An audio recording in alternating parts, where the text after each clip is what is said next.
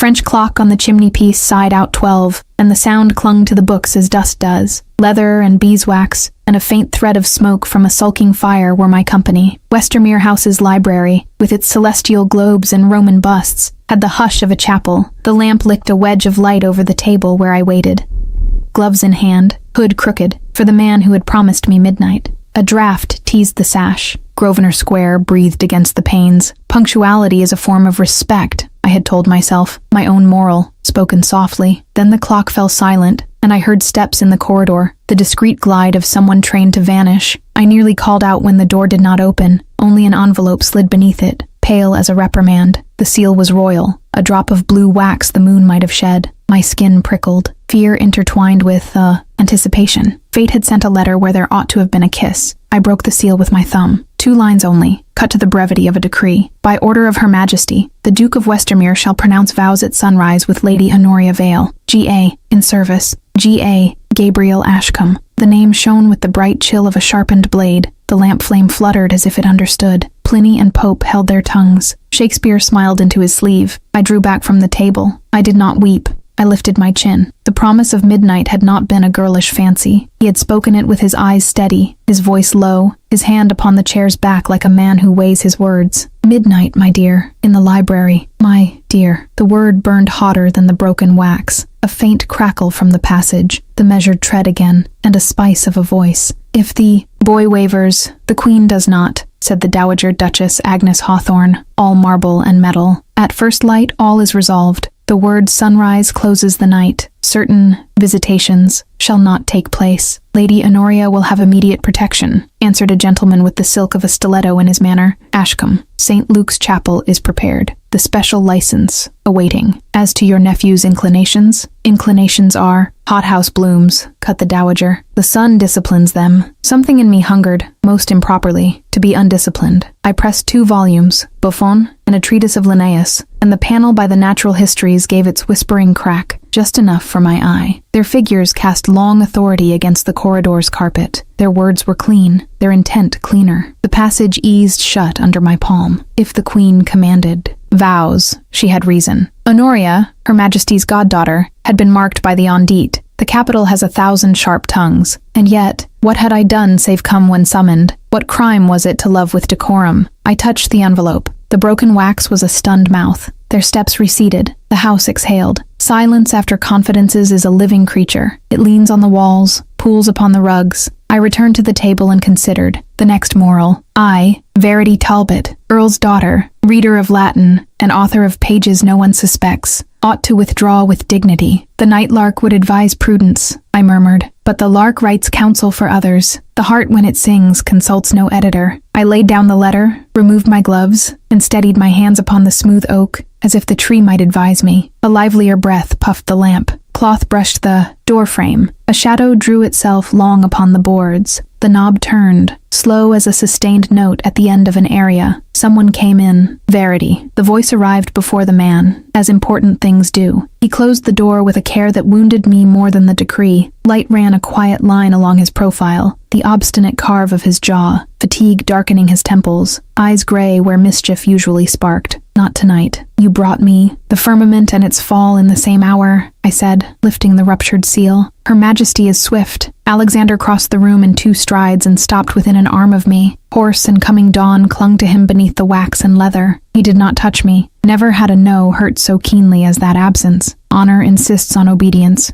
he said, voice lowered as if the busts might wake. But I gave my word. It may count little at court. To me, it is the world. His gaze dropped to my bare hands. You took off your gloves. To feel the furniture of the world. I tried to jest and failed. To feel that I am awake. He lifted his hand, then tucked it back, as if an invisible rule were drawn between what a duke may do and what a man desires. The queen has reasons that are not mine to argue. Honoria is under a species of threat. Marriage, they say, is fortress. And I, etiquette. Did not quite catch the question before it escaped. Am I a battering ram? You are the fortress, he answered, and the brief, tired smile knocked loose a secret place in my chest. If government were conducted by shelves and reason, I would choose the library and you. We stood on the lip of 2 decisions, listening to the fire settle and the city keep its breath. Then, a sound, swifter steps in the corridor, and a muffled laugh. Alexander straightened. I stepped back. The knob yielded a finger. The door admitted no one. Tension evaporated like steam. "Give me until sunrise," he whispered, urgency grazing my skin. "There are truths to set in order. I will not be anyone's toy, Verity, least of all with you, and I will not be a footnote in the annals of Westermere," I said, surprised at my own audacity. My laugh died when he took half a step, then another. His warmth crossed the narrow country between us. His mouth hovered at the distance of a breath. "If I kiss you," he said, "no sunrise will part me." "Then do not," I answered, all tremor and steel. "Do better. Appear." The light press of his brow to mine was a gesture at once chaste and treacherously intimate. I retreated. He did too, cruel and correct. "I shall return," he said. "Before St. George strikes 6, I swear it." The oath settled between us like an invisible ring. He inclined his head, no school had taught such a bow, and vanished down the passage, as silent as he had come. I remained, the lamp tugging shadows into the corners, and the decree sprawled on the table like an unwanted guest. I did not go home. My aunt, Mrs. Judith Talbot, slept 3 doors away, and had I dragged a dawn behind me, she would have known, and I should have had to explain the inexplicable. I drifted instead along the rank of globes, pausing at the celestial. My finger traced Cassiopeia. A perfect W bloomed on the fogged glass. W for Westermere, W for wait. The wait split on a papery knock from below. It came from the stairs. I eased the door, peered. No one. Cat-footed, I went down to the vestibule. A slim parcel lay on the steps as if the tide had thrown it to shore. I picked it up. Embossed on the back, a discreet silver quill, the unofficial coat of arms, of Scandal, the silver quill. Blood beat hard enough to shake the type. Not a public printing. This was a proof. The morrow's mischief. Ink still wet enough to stain my fingers. At midnight, in a room where books abet, a certain night lark tuned her voice to draw a duke from his sovereign's call. At sunrise, should the vows fail, we shall publish the name she guards so jealously. My throat closed, as if the press itself exhaled soot.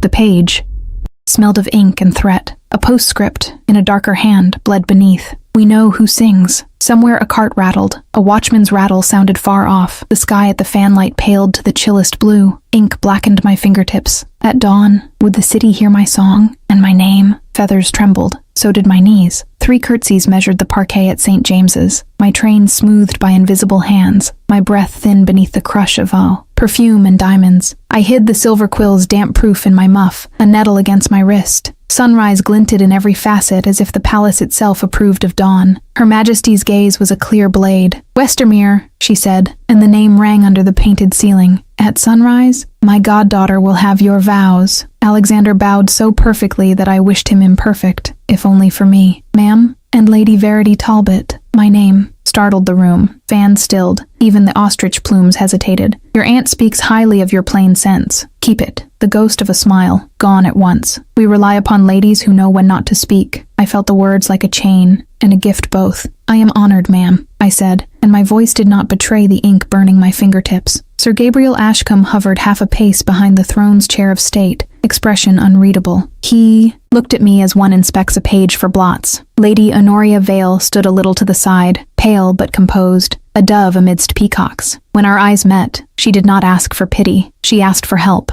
The drawing room machine creaked into motion. Bows, presentations, compliments that cut or cosseted depending on their edge. Alexander moved as a man in armor he did not choose. The Dowager Duchess watched him like a general, between figures and phrases. "How do you do? Quite a season. Your mother as well?" Honoria drifted near me, her gloved hand brushing my sleeve as if by accident. Something small pressed into my palm, the cool kiss of ivory, and then she was 3 steps away, smiling at a countess's pearls. I lowered my eyes. Within my muff, my fingers closed over a lady's dance card, the slim ivory leaf engraved with the order of country dances for the Queen's ball. On the back, 4 minuscule pins pricked the surface, no larger than grains of salt. When I traced them in the pattern of the prescribed figures, hands across, down the middle, cast off, letters emerged. H-E-L-P. A fan snapped. Not mine. The room breathed again. I dared not look at her. "Lady Verity," Her Majesty said. Conversational. Terrible. "Do you read Latin as your aunt maintains?" "I do, ma'am." "Then read me the motto over that door." It was painted above. The inner closet. "Quod honestum est, tenet." "Hold fast to what is honorable." "Hold fast," repeated the Queen softly, and her eyes, how every rumor failed to describe their steadiness, shifted to Westermere. "And you, sir? Will you hold fast?" "I shall hold fast to your command." he said. I felt the edge he did not speak. Until I can do better. Peregrine St. Ives sashayed within whispering distance, and murmured to no one in particular. Some romances are sunrise flowers, others are night blooming. The latter, alas, show their perfume to very few. His eyes slid to my muff, as if he scented ink. A footman in royal livery bowed before me. Lady Verity Talbot, Her Majesty requests you attend for a word in the closet. The room tilted a fraction, then righted. Inside, the inner chamber was cooler, quieter. The great noise of the drawing room softened to a glide. The Queen did not seat herself. She stood at the window, where a stubborn stripe of mourning made itself known. Lady Honoria's welfare, she said without preface, is not a matter for pamphlets. It was not a question. No, ma'am. You are quick, and you are discreet. See that you remain so. There are eyes that imagine they read more than they do. Yes, ma'am. Westermere is a good man, she said, as if speaking to the air. He has his mother's iron, and his father's gentleness, but he is not yet wise. My heart, inexplicably, ached. I believe he desires to be, ma'am. Desire is cheap,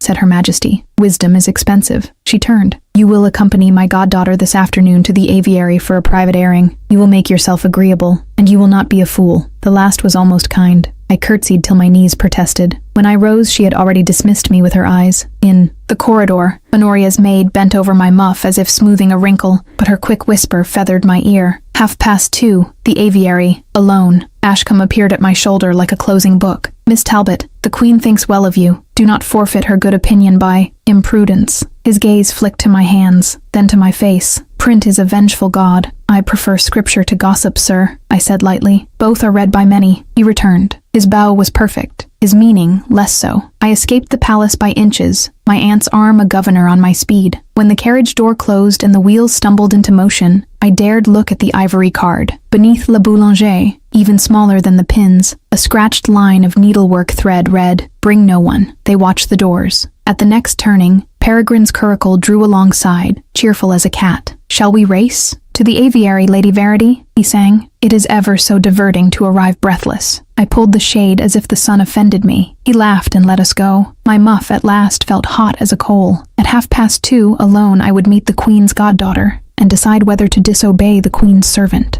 The aviary at St. James's smelled of damp stone and oranges, of moss and faint soap. Sun made glass of the dome and scattered itself into motes. A pair of finches practiced propriety on a branch and failed noisily. Honoria stood among the palms, a spill of pale muslin and clear eyes. Her maid posted discreetly at a distance that meant she could see nothing and hear everything. A gardener watered ferns with a commendable interest in not looking at us. You came, Honoria said. It was not gratitude. It was relief held together by starch. I come when summoned, I answered. It appears to be my talent. We are alike then, she said, with a flicker not unlike humor. Only, your summons are warmer. I wanted to like her less. It would have been easier. Your ladyship, I added, because walls are safety. Honoria, please, or you will oblige me to Miss Talbot you into an early grave. We have little time. She reached into the ribboned reticule at her wrist and withdrew a parcel no larger than a devotional. The leather was rubbed soft, the clasp a daisy. She set it between us on the stone bench without ceremony. This was sent to me 3 weeks ago, she said, unsigned. It contains copies, precise, of certain private letters that do not belong to me and must never belong to the world. Letters? My throat found its old trick of tightening. Of state? Of feeling, she said, and that was worse. Some are indiscreet, some are foolish, none are criminal. But if printed, she did not need to finish. And how does this concern the Queen's command? Because the packet arrives with instructions, she said, opening the cover to reveal pages ruled faintly and, at first glance, blank. Instructions written in a cipher I cannot wholly read, but part of it resolves into names of rooms, hours, and dances. The hand that copied these letters wants a very particular tableau at the Queen's ball, culminating in a sunrise marriage in St. Luke's, mine with Westermere, after which another key is to be delivered. By whom? By the lady who reads Latin, she said, meeting my eyes. You. The finches launched themselves, scolding. The gardener moved along, watering nothing. Your Majesty's closet is not so private as advertised, I murmured. Nothing in London is private, she returned. Not even thoughts. I do not care whom I marry if it saves another from harm, but I will not be used like a handkerchief to stop a nosebleed of gossip. You do not love Westermere. I do not know him, she said simply. He is handsome enough to hide in a crowd. You, however, She tilted her head. You know him. I stared down at the little book. Fine pinpricks dotted the margins where the eye imagined only foxing. In the gutter, between lines, whisper-thin pencil finished what ink had not dared. A chain of references to Pope and Horace, to quadrilles and to doors. A scholar had made this puzzle. A dancer would solve it. The order of the dances, I said slowly, forms letters, and the letters form instructions. This is not blackmail, it is choreography. Yes, she touched the page as if touching an enemy's cheek, and the final figure spells St. Luke's. The special license? Promised. Her mouth trembled once, and only once. But look here. She turned to the back, where a single leaf bore only a wax impression. Oval, royal, pressed faint as a shadow. This seal was made from the queens, they say, but it is not quite true. I bent close. There, at the rim, a tiny nick marred the oval, one tooth out of place in a perfect smile. A counterfeit, I said, or a second seal, someone's private matrix. Ashcombe, she whispered. The Finches went still. He has the entree. He writes letters in service. His hand is everywhere and seen by none. And why ask me? Because the night lark reads after midnight. The words were quiet. The blow was not. Do not be angry. Please. I recognized your style in an essay the Morning Gazette borrowed. A sentence about truth and silence. I am not your enemy. Heat flared under my stays. Mortification, yes, but also a dangerous relief that someone had said the name without threat. If you recognized me, others could. They will, if the quill has its way, she said. Help me unmask Ashcombe, and I will not only release Westermere from this charade, I will go before Her Majesty and say the command was founded on error. She lifted her chin. I will carry the blame. I am her goddaughter. They will forgive me. They will not forgive you. A shadow broke the sunlight into a grill of gold and shade. Footsteps, several, approached along the tiled walk. Honoria closed the book and slid it back into the daisy-clasped reticule. We must look as if we have been admiring birds, she said. Peregrine came first, plucking a leaf from a palm as if it might be a boutonniere. Behind him, Sir Gabriel, immaculate as a clean page. What an edifying menagerie, Peregrine caroled. Ladies, the Finches are all a scandal. They tell me Dawn is very fashionable this year. Ashcombe's eyes selected us. One then the other. Miss Vale, Miss Talbot. Her Majesty's carriage is at the door. A small matter regarding a license requires our joint attention. Honoria and I rose together, two figures in a quadrille we had not chosen. What license? I asked, feigning ignorance. The special sort, Ashcombe said. His smile never reached his eyes. Already issued. He held out a paper, folded, sealed, marked with that nearly perfect oval. I could not see the bride's name. Open it, Peregrine purred, delighted. What's the sport in secrets if no one faints? Honoria looked at me, and I at her. Between us, the reticule's daisy gleamed. Inside, a cipher hummed. I broke the seal. The paper did not name the bride so much as hint at her. 2 dashes where a lady's given names ought to be, as if Her Majesty had stuttered. Beneath, to be solemnized at St. Luke's at sunrise by special license. The seal pressed upon home. The fold looked royal until you loved it. Then the tiny nick along the oval showed its false tooth. Honoria's breath caught. You see it. I do. I held the memorandum to the glass, where the winter-skimmed light made the wax a thin moon. A clever counterfeit, near enough to pass a sleepy porter, not near enough to fool a conscience. Then we must find conscience, she said. It was not to be had in the aviary, where Sir Gabriel stood 10 paces away admiring a lemon tree with martial intent. We smiled like statues until the Queen's carriage bore us out and deposited us into our separate fates. My aunt tethered me homeward with propriety. I slipped the counterfeit into my muff, its weight, no heavier than a lie. Mr. Black came by after 9, all neat angles and ink. We will need a key text, he said, to test this cipher of yours. He did not look at me when he said yours, and I loved him for it. The references to Pope and Horace, where would a gentleman cryptographer hide them in plain sight? His mouth twitched. In the only place London believes ladies do not look. White's, I said. We went not in but past, down the side mews, where a postern served deliveries. Mr. Black knocked thrice. Mr. Keating opened to us.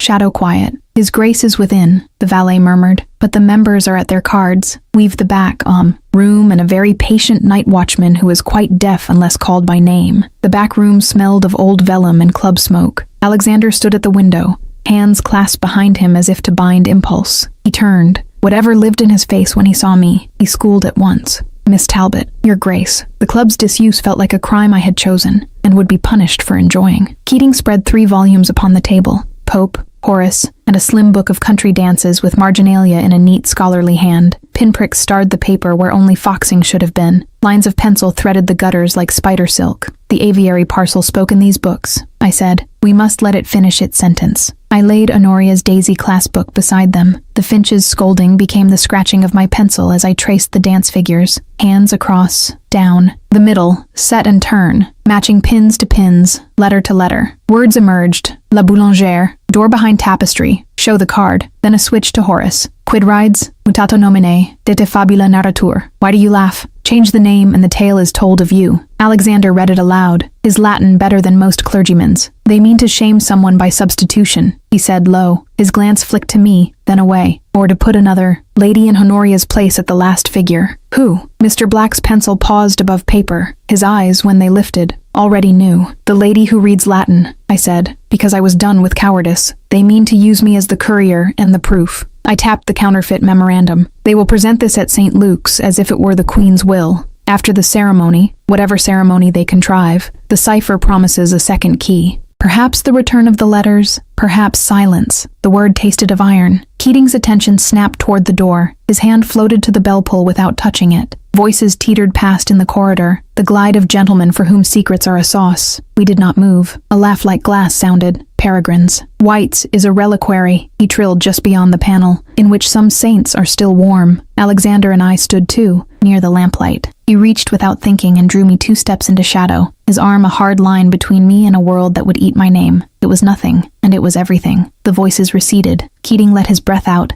as if it had been kept for years. I bent again to the text. The last line resolved itself after a minute in which each second sounded. At dawn, ride, Rotten Row, the lark will sing. Who sent this? Mr. Blackeye asked. Sir Gabriel wants a tableau, I said, but the hand in these margins, the scholar, feels not his. Alexander turned the dance book toward the lamp. See here, this flourish on the capital A. Ashcomb's is plainer. Whoever wrote this studied as if for pleasure, not for power. Someone inside your household, Keating said softly. A groom delivered a packet yesterday to the Muse and did not return. He looked briefly stricken. I will find. Which man is missing? The watchman's cough scratched at the corridor. We jumped like novices. Mr. Black closed the volumes, smoothed our gilt with his palm, and bundled texts and cipher into his case. Dawn then, Alexander said. He did not ask. He knew. Rotten Row. We ride. We left by the tradesmen's stairs. My heart a drum beaten out of time. In the Muse, the mist had thickened into something one could fold and wear. At the corner, a boy stepped from the fog, a cap too large for his head, and a letter too heavy for his pocket. Miss Talbot? He piped. When I did not answer, he tried. Nightlark? And my lungs forgot their sport entirely. I took the paper. No seal, only a silver quill sketched in haste. Sing at dawn as bidden, it read, or we loose your name at noon. The boy gazed at me with the moon's blunt curiosity. Am I to have an answer, miss? I folded the note until it swallowed itself. Tell them, I said, that the lark keeps her hour. The dawn tasted of tin and milk. Rotten Row stretched like a ribbon thrown by a lazy god, dew turning each hoofprint into a necklace. The air made my lungs sting. Good pain that promised I was where I ought to be. I had not slept. The world had briefly. Now it woke to gossip and geese.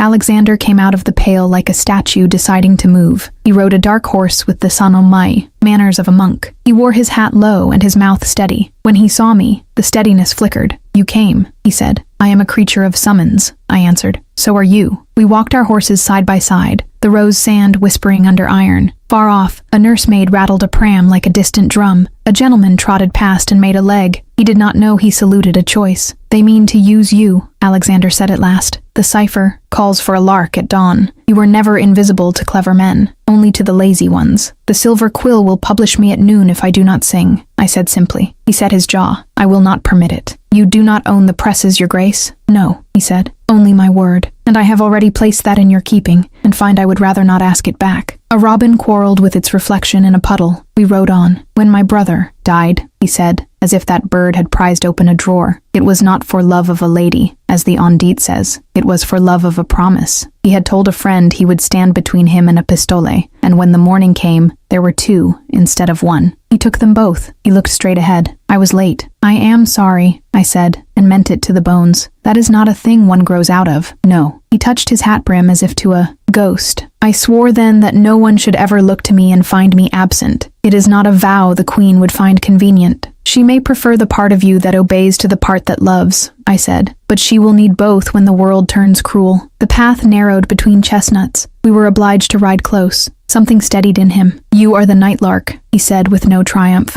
only knowledge and a little wonder. Yes, the word was a coin I had hoarded too long. Spending it freed me and frightened me in the same instant. Honoria recognized me. So does the silver quill. I imagine by supper the dowager will too. He let out his breath. Then let us make that knowledge useful. We stopped by the paling where the row meets the serpentine. A boy loitered with the studied indifference of messengers everywhere. He eyed our horses, then our hands, as if weighing them for news. Alexander ignored him and spoke as if we were in the library, alone. The cipher's dances carve a path through the Queen's ball. They lead to a door behind a tapestry and a card only you possess. At the final figure, you are to present yourself to, what, a parson? An officer? Ashcombe himself? A hand that holds 2 keys, I quoted, one to St. Luke's and one to silence. Then we must change the dance, he said. We will dance exactly as bid until the last figure. There, you will turn not to the tapestry door but to Lady Charlotte. She will lead you to Mr. Black with the counterfeit memorandum. He will be waiting with proof of the true style of Her Majesty's letters, phrasing Ashcombe cannot mimic. Meanwhile, I will go where the cipher expects me and find the hand with the keys. And, if the hand belongs to a man with a warrant, then I will be late for once, he said, and managed a thin smile. And you will not. The boy could restrain himself no longer. Message, Your Grace. He produced a folded paper from Lambeth, ribboned in red. From the Archbishop's office. They said urgent. Alexander took it, his gloved fingers precise. The wax was not counterfeit this time. It bore the Archbishop's arms, unmistakable and arrogant as truth. He broke it. I watched his eyes read and the color erase and return. Well, my voice was too calm. The special license is issued, he said, sealed and lodged at St. Luke's, awaiting only the names to be entered upon the register at first light after the Queen's ball. He turned the paper so I could see the neat little gap. A blank line like a grin. The groom is written in full. The bride is left for the morning hand. Left for the morning hand? My skin crawled as if the dawn had teeth. A convenience for a frightened lady, he said, and the words were ash in the mouth, or a net for another. The boy rocked on his heels. Any answer, sir? Alexander folded the license as one handles a weapon. He looked at me rather than at the paper. Yes, he said to the boy without looking away. Tell them the Duke of Westermere will attend at sunrise. And the bride, sir? The boy asked, greedy with the sugar of scandal. Alexander's silence filled the row to the edges. He put the paper into his coat and set his horse's head toward the park gate. Tonight, he said to me, low and fierce, we dance a traitor into daylight. And the boy ran off, already carrying our names toward St. Luke's. Heat, perfume, beeswax. The ballroom glowed like a held breath. Candles floated in tears. Mirrors multiplied the light until even Prudence gleamed. Chalk curled white initials on the floor, and the first violin snagged my pulse on. It's horsehair. I entered on my aunt's arm, the Dowager Duchess's gaze grazing my throat like a blade. Alexander stood beneath a spray of crystal, all ink and restraint. The light took his hair and made a halo no saint deserved. He did not look at me. He looked at the orchestra, which was safer. The card in my glove, Honoria's ivory, pricked the flesh of my palm through kid. Each figure's name was a letter. Each letter, a step along a path Mao, stranger had designed for my feet. I caught Lady Charlotte's eye across the room. She touched her fan once, twice. Ready. Honoria drifted like a pale flower, petals set firm by will. When the master of ceremonies called La Boulangère, I felt the cipher rise from the page and take my hand. Alexander bowed, public, perfect, and I curtsied as if etiquette were a bridge I trusted. Smile, he said without moving his mouth. I am smiling, I replied, feeling my cheeks attempt it. We stepped, set, turned, our fingers meeting and fleeing in time with a plan no one else could see. Down the middle, hands across, the first letter formed, H, then E-L-P. I could not help it. I laughed, low, a sound only he heard. Cruel, he murmured. Alive, I returned. We shifted partners. The world became a carousel of faces. Ashcombe stood at the rim like a clock that disapproved of dancing. Peregrine, in peacock blue, glittered with jokes waiting to be told. The Dowager's fan kept time not with the orchestra, but with her own darker music. At the turn of the Spanish dance, the cipher led us past a tapestry, hunting scene, stags forever caught in flight, and the faint stir of air proved there was a door behind it. Alexander's sleeve brushed mine. The contact was as scandalous as a sonnet. After the third country dance, he said, I go to the door. And I to Charlotte, I answered. Mr. Black will be waiting with Her Majesty's phrasing. Do not let them turn you, he said. For a moment he forgot how to breathe. Do not let them have you. The figure ended. Applause fell like summer rain and evaporated at once. The Queen arrived without moving. That was her talent. She watched everything. She permitted nothing to look back at her. When her gaze passed over me, I felt my name tighten around. My ribs. Hold fast, she had said in her closet. I clung to the sentence like a spar. We danced again. Sir Roger de Coverley, all reels and laughter, forced to be merry. Honoria met me in the set and spun with such steadiness that I nearly wept. "It is almost done," she whispered, as our hands slid and parted. "If we fail, I will tell Her Majesty the truth." "We will not fail," I said, and believed it for an entire bar. Then Peregrine materialized. At my side, a smile like confetti, and the softest pressure of his arm through mine. "Lady Verity," he breathed, "you wear purpose like a jewel. May I borrow it? The conservatory is full of cacti and confidences. Someone waits who calls himself janitor, Latin for a man with keys. 2, in fact." I did not alter my step. "Your Latin is serviceable, your motives less so. Motives are for sermons," he said lightly. "I prefer opportunities, and I cannot decide whether to save you or crown you. Consider the charm of the former." A figure carried me away from him and back. He matched it as if the dance had been written for his interception. "He says he can end your little bird song," Peregrine murmured. "Imagine, the night lark silenced. How restful the mornings will be." Charlotte's fan pricked my periphery. Now, the music skated toward the cadence that would release me to her arm. The perfect measure when I was to slip, smiling, not to the tapestry but to my ally. Peregrine's eyes gleamed. He lifted his hand. Between finger and thumb, bright as a promise, lay an oval of wax impressed on paper. Not blue, not royal, but nearly perfect. "You do like seals," he teased. Then, softer, for me alone, "He has 2 keys and a ring. If your duke goes to the door you have found, he will find a wall. If you come with me now, you may find a door that opens." "Who is he?" I asked, and my mouth was dry. "Come and see," Peregrine purred. "Or should I call for the press and read their proofs with you? We could do it in the supper room. The ham would applaud." "Verity," Alexander's voice across the set, the sort a man uses when the horse is going to bolt, and he means to keep it for later. "Lady Verity," Charlotte said under her breath, appearing like a rescue boat. "With me, I had a single heartbeat to choose the choreography we invented, or the choreography laid for us." Peregrine's paper winked. Beyond him, the conservatory doors breathed green and citrus, a secret garden with 1,000 ears. The tapestry rippled. Somewhere behind it, a latch kissed wood. I turned. Peregrine's smile sharpened with triumph. The conservatory swallowed us cold, and the ball's bright thunder became rain on glass. The door shut with the polite click of a trap. Glass sweated. Oranges glowed like tame suns. The air tasted of limes and secrets. Peregrine let the paper rest on his palm, as a falconer rests a lure. I did not reach for it. "Keys," I said, "and a ring. Show me." "Tsk, you never let me have my scene," he sighed. And then, pleased with himself, produced a small leather case. Inside lay 2 ancient-looking keys, their bows ornate as choir screens, and a signet ring cut with a neat oval, not the royal arms. A close cousin, a counterfeit made by a scholar of resemblance. "Where did you get those?" Charlotte's voice lanced the green. I had not heard her follow. She moved as if she were prey only when she wished to be. "Peregrine, you have finally borrowed something you cannot return." "My dear Charlotte," he said, delighted. "Surely I can always return you. Alas, your affections are a coin I never possess long." He lifted the ring for the light. The flaw at the rim flashed. "Our janitor is more punctual than romantic. He asked me to deliver these to one who reads Latin if she could be convinced to step into Eden." "Janitor," I repeated. "A porter, a gatekeeper. Language is a lamplighter. It shows where meaning sleeps." "Ashcombe." Peregrine produced a pocket mask of innocence. "One must never confuse a servant with the master," he said. "It spoils one's manners." Charlotte took a step. He took one back, careless, until his hip met a pot with spikes. He hissed and laughed in the same breath. "Careful, the world is pricklier than you think." "Name him," Charlotte said, all hawthorn steel. "Name the man who forged that ring." Peregrine tutted. "So direct. Did no one tell you that London prefers its truths dressed for supper?" "Peregrine." I reached into my reticule and withdrew the aviaries. Daisy clasp book. "You have a taste for ink. Indulge another. Read." I opened to the page where the cipher used Horace to ask, "Why do you laugh?" Change the name, and the tale is told of you. If I take this to the Queen and it leads to your door, you will be lucky to lose only your vouchers. He blanched at vouchers. Even peacocks fear Almac's patronesses. The mask slid. The man peered out. "Very well," he said, not lightly now. "The cutter is one Mr. Bellamy, a lapidary who makes wax apples look edible. But he does not design."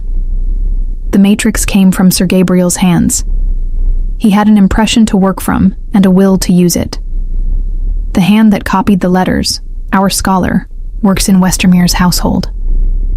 He lifted his brows, greedy for the bite this would give. "Which makes betrayal domesticated, doesn't it? So convenient." Name him, Charlotte repeated.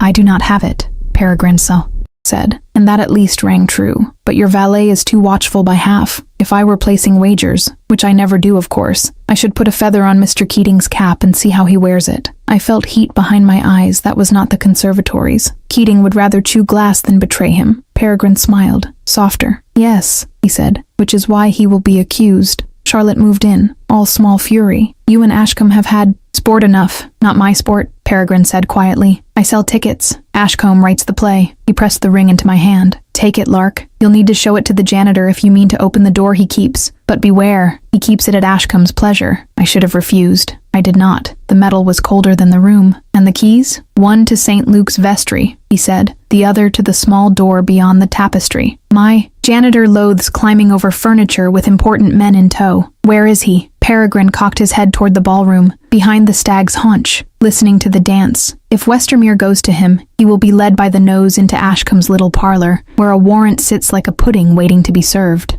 A warrant? Charlotte's voice edged. For what? Arranging a duel, Peregrine answered, almost apologetic. Clumsy, but it will do. There were words at White's. Oh, do not look at me so. Someone will swear there were. The arrest removes him from your board just when you mean to tip your queen. He glanced toward the door. And if I am not mistaken, the piece enters at the next bar. Outside, the dance swelled. Laughter came as a flurry of feathers. Charlotte's hand found mine and folded the keys into my palm over the ring, making a fist of my fingers. We go together, she said. You to Mr. Black, I to the tapestry. We will separate janitor from Ashcombe's leash. Do not trust the boy with the ribbon, Peregrine said, because he could not resist one last flourish. He runs messages too fast to read them. We moved. The conservatory door pushed at the ball's heat. Music wrapped us. Powder layered our tongues. I saw Mr. Black near the card room, his case tucked tight, eyes taking everything. I saw the tapestry. Breathe. Charlotte kissed my cheek once. Hawthorne boldness. And disappeared toward the stags. I cut left for Mr. Black, the signet ring a cold star in my glove. Her Majesty's style, he murmured as I reached him, as if picking up the thread we had laid in White's. It's the turn of the phrase in service. The Queen never permits that form in a signature. She insists upon the office, not the man. Ashcombe signs himself a servant. Her Majesty speaks.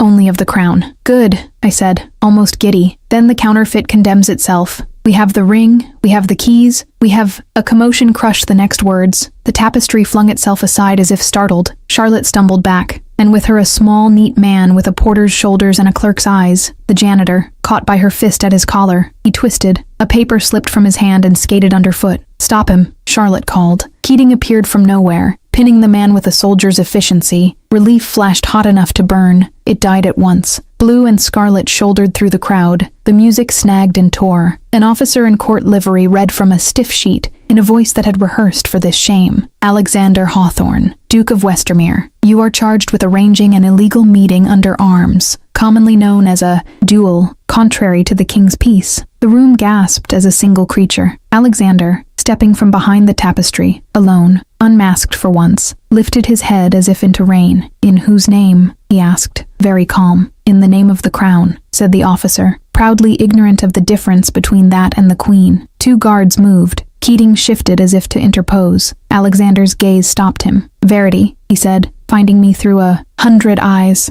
Hold fast. And as the officer's hand settled, inexorable, upon his arm, the clock above the door told 1:15 to midnight. Candles wept. The room watched a promise take irons. Iron bit silk. The officer's hand closed on Alexander's sleeve as if fabric could punish a soul. He did not resist. His stillness made the room louder. Fans snapped like reprimands. The orchestra tried a bar and faltered.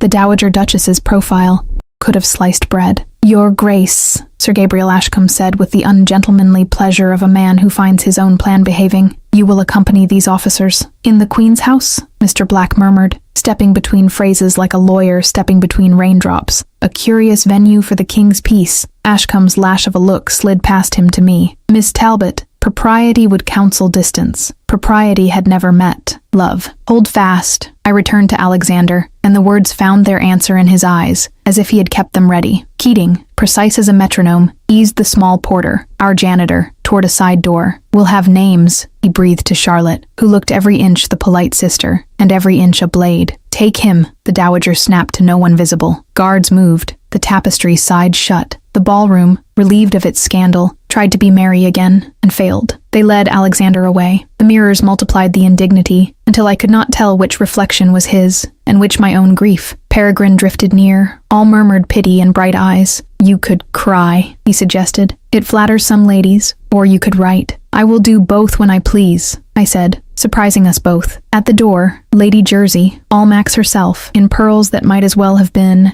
manacles, turned and looked full at me. Then, with a serenity that did not tremble, she looked through me. The cut direct is performed with so little movement. It is a ballet of absence. Around us, women who had smiled for years found their gloves excessively interesting. Lady Jersey, my aunt said later, hard beside me in the carriage, was only conserving heat. That woman is always cold. She patted my hand as if to return some to me. Pay her no mind. Her mind, I said, has already sent mine to Coventry. A printer's boy kept pace with the step, thrusting a proof against the glass. A silver quill winked at me, indecent as a stocking garter. Noon. Reveal screamed the heading, and beneath it, the promises of my unmasking. I let the paper fall beneath the wheel. At home, the night had too many corners. Mr. Black arrived with ink on his sleeve, carrying a sheaf of copies. Her Majesty's. True phrasing in letters over the last decade. Never in service, always by command of the Queen, with the office named. "It is enough to expose the counterfeit," he said, but he did not say it would be enough to save a man in irons.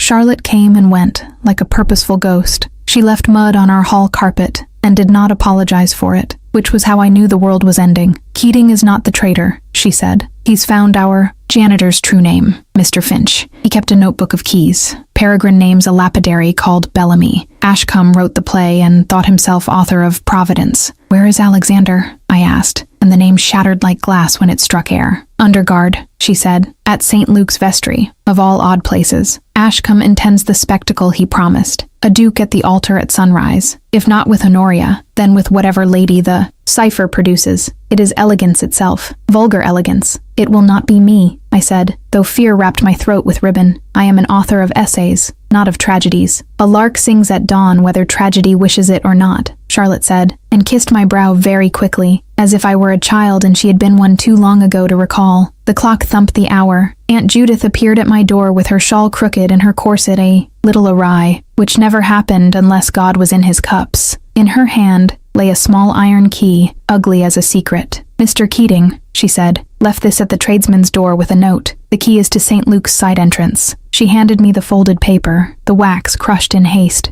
Alexander's hand made the room smaller. "If you would still have me, sunrise, no flourish, no apology, only a blade of a sentence that cut away my fear and left the truth. I would. I did. I always had." Aunt Judith read my face like a page she had written. "If we are to faint," she said briskly, "we shall do it in a pew. Get your police. I have a fondness for Dawn that predates this nonsense. You cannot mean to take me. I cannot mean to let you walk alone through a city that thinks it has your measure," she snapped. "Put on boots you can run in, and pin your bonnet. The heroine may as well look like herself." Outside, London had pulled a damp sheet over its head. The sky toward Hanover Square grayed like ash and milk. We walked, because wheels would have rattled up the whole parish, and because walking felt like penance I had owed to something. At a corner, Honoria stepped from a shadow, a lark of her own in her eyes. "My carriage is watched," she said, breath smoking, "but my feet are mine. I am going to tell Her Majesty everything as soon as it can be born. Until then." She pressed a small shape into my palm, the Daisy class book. "Take it. It belongs with you." "Do you fear me?" I asked. It came out raw. "I fear lies," she said, "and I am less afraid when I look at you." She vanished between shutters and mist. We went on. St. Luke's is small when you need it large and very large when you need to hide. The side door hunched under an eave, slick with condensation, the keyhole a mouth that wanted feeding. I fitted Keating's key. It turned with the reluctant courtesy of old metal. A bell in the tower ticked once, the tongue finding its edge. A scrape sounded in the vestry. Boots, a chair, the cough of a man who had not slept. I looked at Aunt Judith.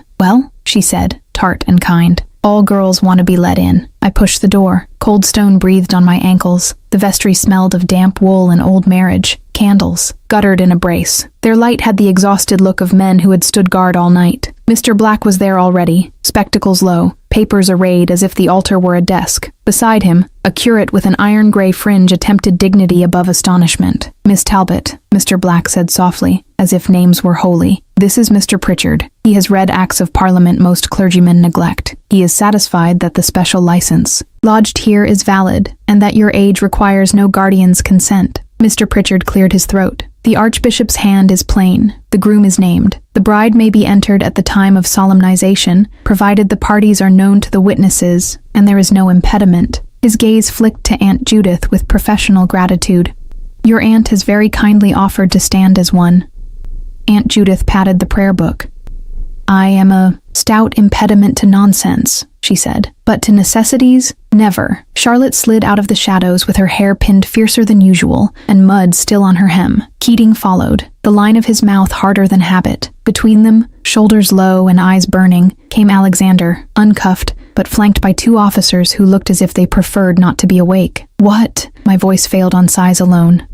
"The warrant," Charlotte breathed, "was for appearance at this hour, not for prison. Ashcombe meant to time humiliation to the sun. The officers are under orders to keep him in attendance, not to remove him. Language is a bridge we walked across and pulled up behind us." The older officer coughed into his glove. "We were told to bring his grace to the church and hold him until further instruction," he muttered. "We were not told how to hold him if he decided to pray." Ashcombe's ring lay on the vestry table like a small moon with a flaw. Mr. Black nudged it with his quill. "We have the counterfeit," he said. "We have the cutter's affidavit. Peregrine delivered Mr. Bellamy within the half hour out of some fit of conscience or vainglory. I am indifferent which. We have the Queen's true style, which never uses in service. We have Mr. Finch's notebook of keys. Keating acquired it with minimal bruising." He glanced at Keating's knuckles, uninjured, and smiled. "Barely any." "Sir Gabriel?" I asked. "Sent for," Charlotte said, "by Her Majesty. She woke before her household and found her temper. I do not pity him." Alexander stood looking at me, and then at the license,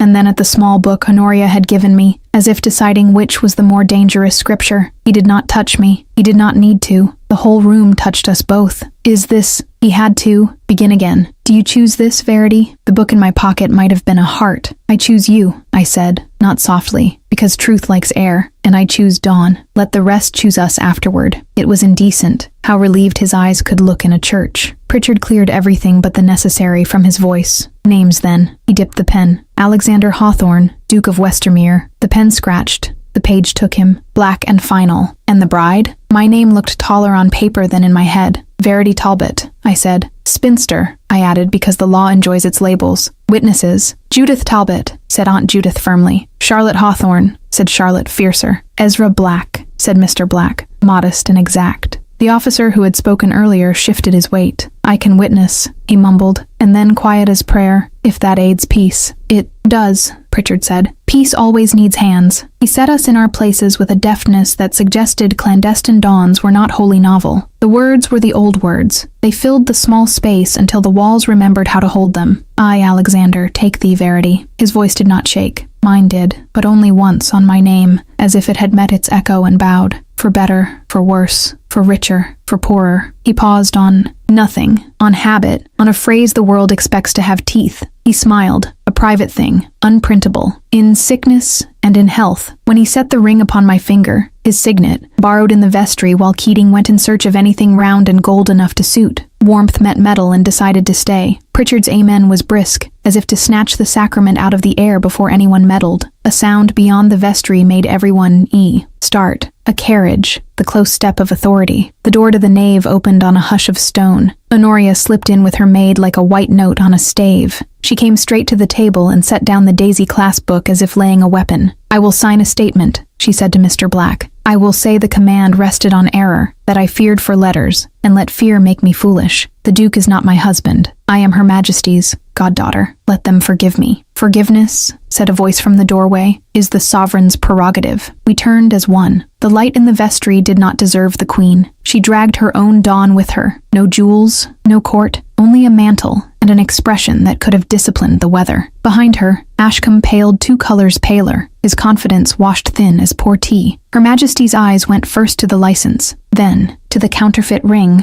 then to our faces. She did not require introductions. She catalogued. "You have married," she said, not asked. Her gaze returned to me. "And you, Miss Talbot, have obliged me to decide whether you have stolen or saved." "Ma'am," I said, "because what else can you say to a crown when your heart is louder?" She looked to Mr. Black. "Show me the hand." He laid out the true phrasing. He laid out the false. He spoke of inni, service and of offices, of counterfeit ovals and nicked rims, of keys and janitors and men who take pride in neatness. Peregrine edged in behind Ashcombe like a scandal, regretting its own costume. Sir Gabriel, Her Majesty said at last. So soft the heir apologized. You have confused zeal with license and cunning with care. Your Majesty, he began. Be silent, she said, still soft. The word went into him like cold water. She turned to us. Again, as for you, and in the pause that followed, I heard the clock in the tower begin to strike the hour that makes night into day. The clock finished striking. The silence held like glass. Her Majesty's eyes traveled from my hand, Alexander's ring bright on it, to his face, to the smear of counterfeit wax. As for you, she repeated, and the words made the candles trim themselves. You have not stolen. You have, by a hair saved, a breath moved. Through the vestry, even the stone listened. The marriage stands. The license is sound. You have done a desperate thing decently. See that you do not accustom yourselves to desperation. Ashcombe's protest died at the edge of his tongue. The Queen turned it to ice with a look. Sir Gabriel, you will surrender every seal, stamp, and cipher in your possession. You will wait upon me at noon, without portfolio. Stripped of his nouns, he looked, suddenly smaller. Honoria stepped forward, pale and resolute. Ma'am, my fear lent him excuse. The packet of letters will be returned to their owners unopened, said Her Majesty. Mr. Black, already arranged, ma'am. He produced a neatly tied bundle and laid it beside the true license as if setting two weights in a scale. Receipts signed and sealed, by command, not in service. The ghost of a smile pricked his mouth. The Queen's gaze flicked. To me, Lady Verity, no longer miss. Your pen has been impertinent, sometimes usefully so. You will learn when to write and when to read only. I shall have need, upon occasion, for a lady who knows Latin and keeps her own counsel. You may send me translations through your aunt, quietly. Aunt Judith's head went up. She looked for an instant, like a girl admired by a queen. We are very quiet, ma'am, she said gravely, and I nearly laughed from relief. To the business of scandal, the Queen continued. Peregrine St. Ives, you are a weathercock. Had the wind blown else, you would have been my problem. As you chose, this morning, to be useful, you will be more so by dinner. The printer of the Silver Quill will publish a correction. He will say only that rumor outpaced truth. He will not name the Nightlark again. Peregrine bowed until irony would have cracked another man's spine. With all my heart, ma'am,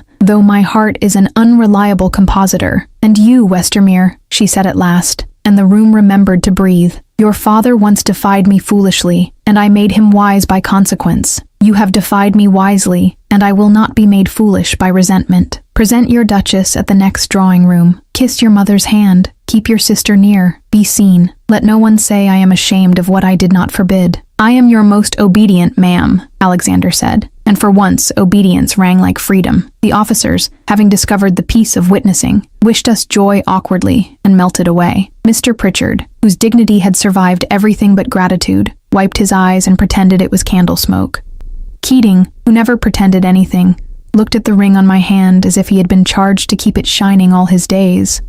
The Queen's, Mantle whispered as she turned. At the door she paused, and a softness the pamphlets never credited touched the corner of her mouth. Hold fast, she said again, not as command but as blessing. When she had gone and the vestry breathed ordinary air, we were ridiculous, all embraces and half laughs, and the sort of tears that only fall when the worst has missed you by an inch. Charlotte's hug cracked my ribs with love.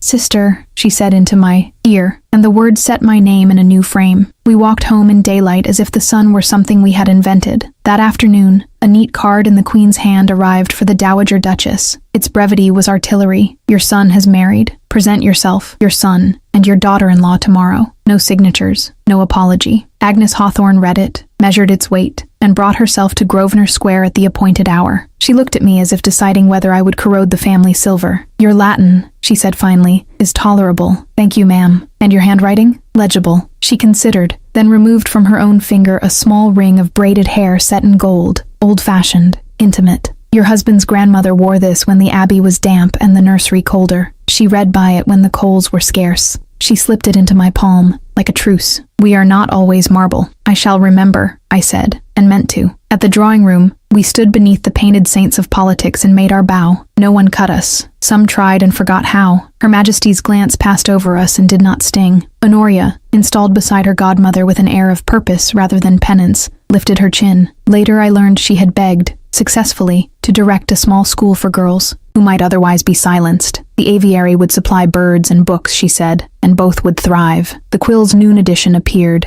trembling with rectitude. On certain reports, concerning a midnight lady, the apology was crisp as linen. It named no one, and shrank from poetry. The silver imprint on its masthead seemed duller, as if even ink could blush. Peregrine sent a basket of oranges with a note that read, "Your Grace, I bow to daylight. Invite me when you mean to open the windows. I bring decent drafts." Charlotte declared him incorrigible and kept the fruit. That evening, Westermere House's ball, ours, unfolded under a sky scrubbed clean. Guests came with curiosity and left with recipes for happiness they would never follow. The musicians tuned. The chalk spelled our initials again, this time without trembling. "Will you dance, Duchess?" Alexander asked, formal for the pleasure of it. "I will, Your Grace," I said, to make him laugh. He did, and the sound traveled like a favor through the room. We took our places for a country dance whose figures only we knew in full, hands across. Our first meeting in the library's light. Down the middle, our passage through gossip. Cast off, our piece of defiance. The set turned, the world turned with it. On the second change I felt, as I had not dared to feel at midnight, the solemn relief of being precisely where I belonged. "Do you hear it?" he asked under the music. "The lark?" I smiled. Outside the tall windows, the real bird had already fallen silent. "No,